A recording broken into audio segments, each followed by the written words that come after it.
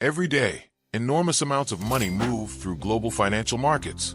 A single earnings report can erase billions from a company's value, while computer systems react in fractions of a second. So, who is really controlling all of this?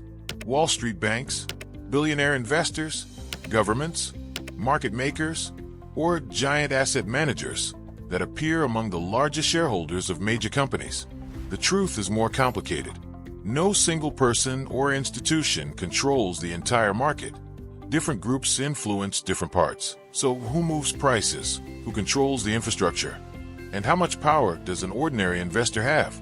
Let's find out.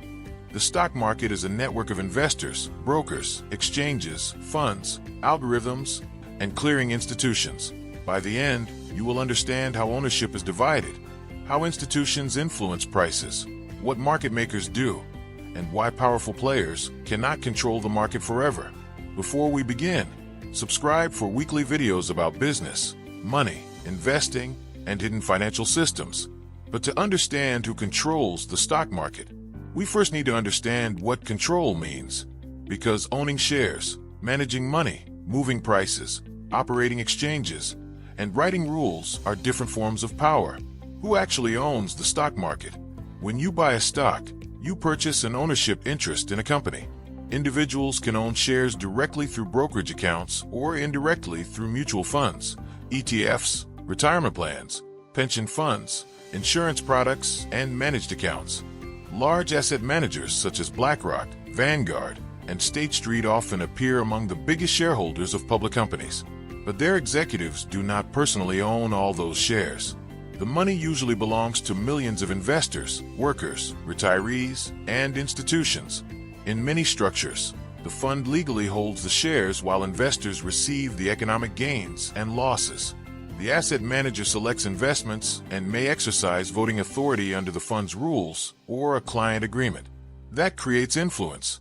Large funds may vote on directors, executive pay, mergers, and other matters. But managing shares is not the same as personally owning the wealth, and ownership alone does not set the next price.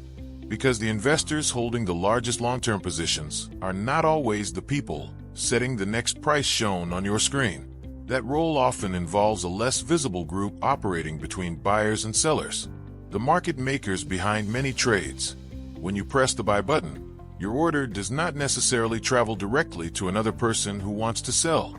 Your broker routes it for execution. It may go to an exchange, another electronic venue, or a market maker.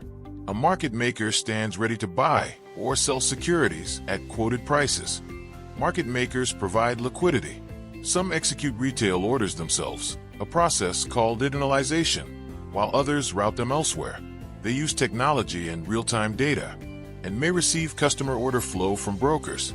In some arrangements, market makers pay brokers for that order flow. However, brokers still have execution quality duties and must disclose important routing relationships. Market makers are powerful, but they cannot choose any price they want. They compete, follow market rules, and can lose money when prices move against them. They influence short-term execution and liquidity, but cannot permanently turn a weak business into a valuable company. Think about this. The price shown on your screen is not selected by the company. It is the latest price at which a trade was completed. If buyers repeatedly accept higher prices, the stock tends to rise. If sellers accept lower prices, it tends to fall. The market is an ongoing auction. Larger orders, faster systems, and better information processing can create greater influence, but not unlimited control.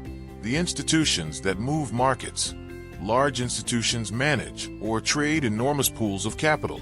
Pension funds, mutual funds, ETFs, hedge funds, insurers, banks, and sovereign funds may trade positions worth millions or billions. They employ specialists and use algorithms to divide large orders into smaller pieces. Buying millions of shares at once could push the price higher against the fund itself. Gradual execution can reduce that impact and create continuing pressure. Who controls the rules? Regulators do not normally decide whether a stock should rise or fall. Their role is to enforce securities laws, promote disclosure, and support orderly markets.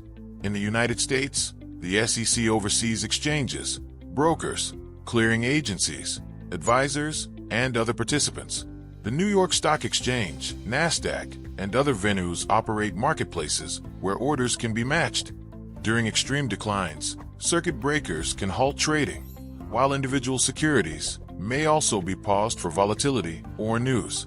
Central banks influence markets differently. The infrastructure nobody sees. Clearing and settlement systems help buyers receive securities and sellers receive money. In the United States, the standard settlement cycle for most covered securities is T+1. That means settlement normally occurs one business day after the trade date. DTCC subsidiaries play central roles in clearing, netting, custody, and settlement. They do not set stock prices, but without reliable post-trade infrastructure, modern markets could not function at scale. The investor submits an order, the broker routes it, a market center executes it, and clearing systems manage settlement. No single participant controls every stage. So can the market be manipulated? No one controls the entire market, but individual securities can still be manipulated. Fraudsters may spread false information to create excitement around a thinly traded stock, then sell their holdings after other investors push the price higher.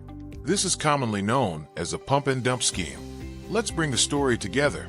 Individuals own stocks directly and indirectly. Large institutions manage enormous pools of capital and can create powerful buying or selling pressure. Asset managers may hold and vote large positions on behalf of funds and clients. Market makers provide liquidity and help execute many orders. Brokers decide where customer orders are routed, while exchanges and other venues match or execute trades. Regulators enforce market rules. Central banks and governments influence financial conditions, and clearing institutions help completed trades settle. So who really controls the stock market? No single group does. Power is divided across ownership, capital management, liquidity, technology, regulation, monetary policy, and infrastructure. The stock market is not controlled by one hidden mastermind behind a screen. It is a moving system filled with powerful participants whose interests often compete. Large institutions have more capital, technology, research, and short-term influence than individual investors, but they can still make mistakes, suffer losses, and become trapped by the size of their positions. For individual investors, the goal is not to beat high-speed trading systems every second.